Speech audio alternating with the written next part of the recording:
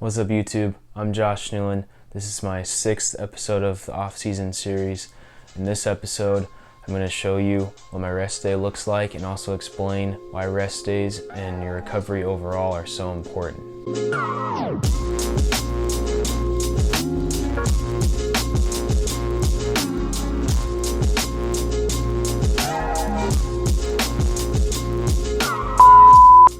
Alright, so the last video was just kind of me talking, and it's pretty much going to be the same here. I'm going to have some footage of me rolling out and stretching from some previous videos, but the next 2 episodes will be the last 2 episodes.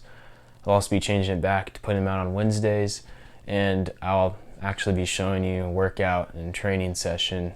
But I also wanted to show something different each episode of this series to give you kind of an overall look. Guys, also stay tuned till the end of this video. I'm going to be answering the question, how do I manage fear and nervousness before matches? So if you're interested in that, stay tuned till the end of the video. I'll have a timestamp up there to let you know. If that's all you want to know, you can skip to that. And something I cannot neglect and just not show you is how important your recovery is. I mean, just think of it this way, and even this example, the amount of training is probably too much. Let's say you go down to the field, you train for 2 hours straight. Later in the day, you have a 2-hour gym workout. And I'm not going to debate about how long your workout should be. I think that's a little bit too much, but that's 4 hours of your day. You have 20 other hours in the day where you can't, work out to the same intensity. You can draw it out, but it won't be as good intensity, it won't be the same. So you have 20 other hours in the day that your body is just resting and recovering and trying to build back up. This isn't to say that the exercise, the training isn't that important, because I think they're equally important, but I think a lot of people need to be reminded of that and think about that, because nowadays you get all these motivational speakers and people acting like they know it all when they don't understand any bit of science up on a stage telling you don't need to sleep and you don't need to rest and recover, you just need to work all day long. It doesn't make any sense, and it's going to severely backfire. So obviously I'm showing you some specific ways which are important, but just overall get that in your head. As good as LeBron James, Cristiano Ronaldo, Tom Brady, all these guys, yes, they work very hard, but ironically, part of the part they work hard at is also recovering, of making sure their diet is good, making sure they stretch regularly, they roll out, they have ice baths when they need it, things like that, because you're literally tearing down your body when you go work out, when you are at the field running and stuff. You're breaking down your body, and if you're not building it back up, then that's why it backfires. That's why you'll perform worse if you're not taking the steps to build your body back up. You're not eating protein, you're not getting carbs back for energy, you're not rolling out to help the blood flow, you're not stretching. If you're just work, but there's never that recover and proper recovery, then it's going to severely backfire. At best, your performance is going to plateau, and at worst, you're going to tear an ACL and have bad injuries over and over again, and you're not going to gain muscle, you're not going to get in better shape, your skills aren't going to improve. So some specific methods, which I've already mentioned. First of all, you got to sleep, and I made a video all about this. I've done quite a bit of research about this because my major is exercise science, and I did a presentation all about how important sleep is for athletic performance in my communication class last year. And sleep is so important. If you want to build muscle, the best way to do it, get 8+ hours of sleep every night. Obviously you got to hit the gym, but the second best way, get your sleep.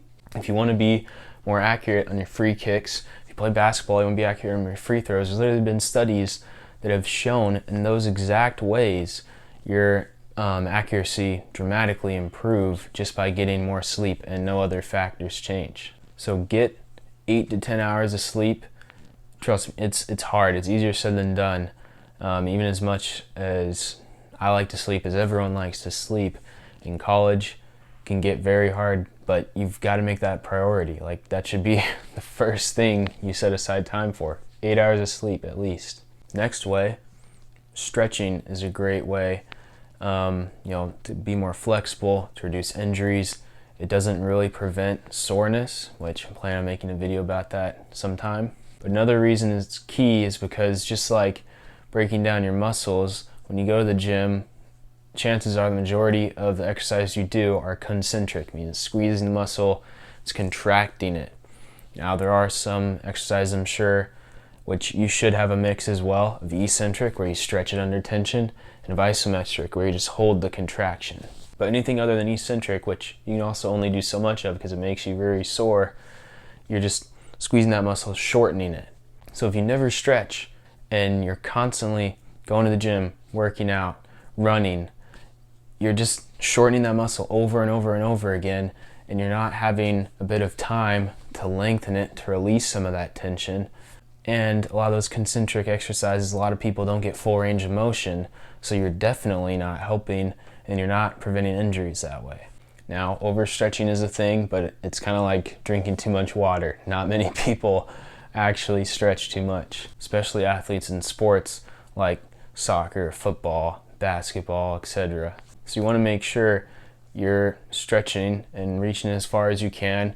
And also another thing about that, don't stretch, hold a certain stretch for more than 45 seconds, 30 seconds tops, because studies have actually shown, I learned this in my fitness and wellness class, that stretching for 45 seconds or more can actually decrease your athletic performance. The next way is rolling out. So you can do this with like a stick, you can do it with the foam rollers, and this is the best way to prevent soreness right after a workout within 10 minutes or so, to roll out the muscles you just used, and it also increases blood flow. So if you've heard people talk about the pump, after the gym when you do upper body and then your shirt fills out and all that, that's because blood is rushing to those muscles because they need that extra energy, those nutrients, since you're using them. By rolling out, you're gonna have better blood flow. So when certain muscles are being used, you're out in the field, you're running, you're gonna be recruiting more blood to your legs. Obviously your whole body is probably gonna be feeling it, but your body will be better able to transport that blood there to get more nutrients, to get more energy, those specific muscles that need it the most. And it's also something that goes way beyond just athletic performance. Blood flow is very important to your overall health throughout your whole life. I suggest, and I try my best, to be honest, it rarely happens, but I try my best to stretch 2 to 3 times a day and to roll out once a day. I primarily roll out my lower body because I'm using that more often, but it is good too just to release some tension, roll out your back. You can roll out your arms in funny ways and kind of unique angles. But rolling out is another great way to increase blood flow, another part of your recovery routine that you should be doing regularly. The last method I want to talk about is kind of just broad of these different types of things, of ice baths and ice and then going to heat, or the compression sleeves like that. These things I kind of feel are more on a case-to-case basis. Like a lot of athletes, it might just be part of their routine to take an ice bath. They feel better. And, studies and science kind of differs here. It's not as unanimously supported as, stretching, rolling out, getting your sleep is.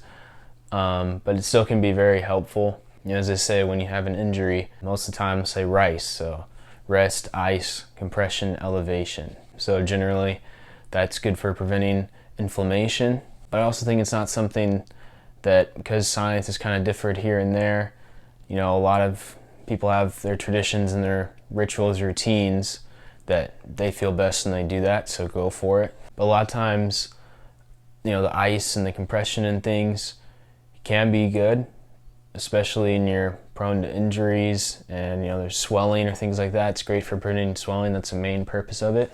But hopefully, as an athlete, you're not swelling up every single time you go and play. Otherwise, there's probably a problem. That's just something that had to be mentioned because it's so well known, so many people do it.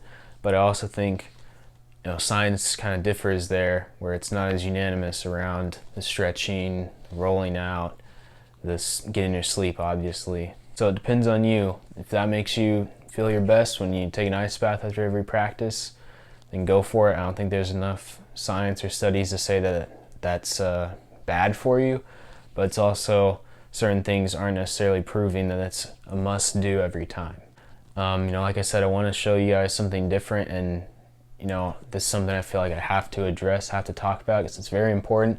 And like I said, 20 plus hours of your day, you're just resting, you're recovering, you're trying to make up and rebuild that muscle that you tore down.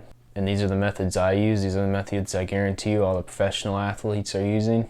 And if you know all the benefits of using these recovery methods and you didn't take advantage of it, you wouldn't be the most smart person. So to answer their question, how do I manage fear or nerves before the match? Thank you for the question, by the way. It's a great one.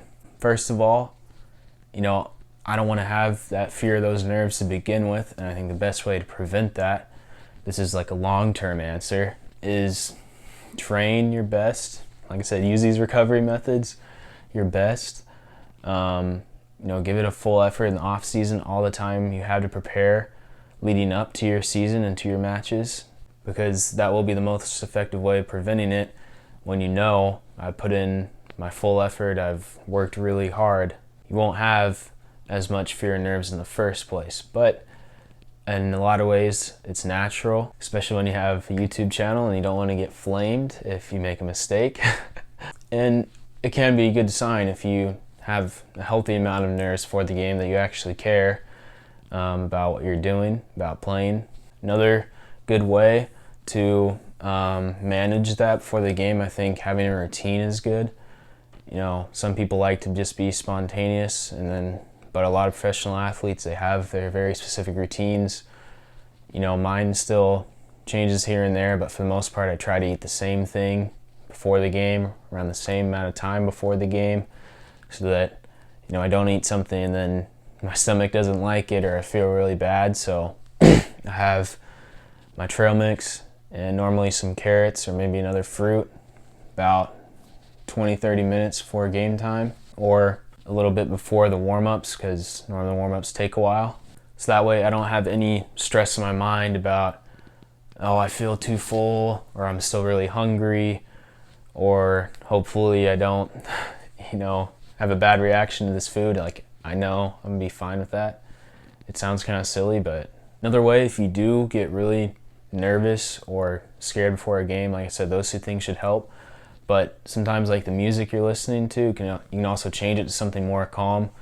There have been studies out there that have said for certain sports, I think soccer is one of them, it's better to listen to more calming music. Whereas sports like American football, it can be better to listen to really amped up stuff, because that aggression can help you play better. But in soccer, you need to have good decision making and think things through. With that fear, that nerves, I probably wouldn't suggest that you listen to some like heavy metal before a game. Next tip I have is to just like joke around with your teammates. Like, you're in the locker room, like we had a lot of fun before games, just singing goofy songs, joking around, like have a good time, like go talk to your teammates. Don't just sit in your corner. For some people, that's where they get the energy to go. They just need to sit and focus. And then for other people, you'll blow off a lot of nerves and anxiousness, and your teammates also probably will as well, if you guys just start talking and joking around and not taking it super serious. And for me, it always helps to pray. I just ask God for strength, for courage, stay safe, have fun, glorify Him. Just praying. You see a lot of guys do that. I think that's the best thing you can really do, no matter what time of day, but especially before a game. And in doing that, and just in general, be grateful that you get to play, be excited, and you don't need to put all that pressure on you, like this is a make it or break it game for my career, or things like that. Just be grateful that you get to play the game, you get to enjoy it, go out, have fun. Some of the best games I've had, I just told myself, I'm gonna have fun, no matter what happens. I'm gonna have fun, I'm gonna enjoy my time out there, as much or as little as I get.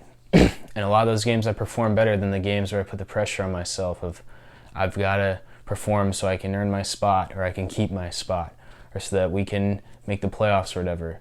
So those are my best tips. Prepare the best you can.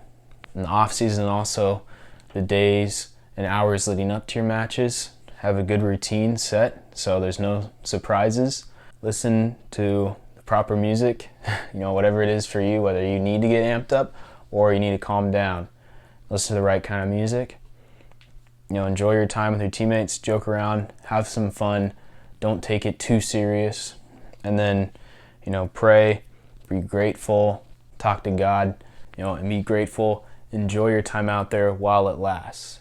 So hopefully you guys enjoyed these tips about managing fear before matches and also your recovery, different methods. Like I said, the next 2 episodes will be on Wednesdays, and I won't be doing any more of these talking a bunch videos. I'll be saving those for the videos that come out on Saturdays the next 2 weeks. Thank you guys for watching.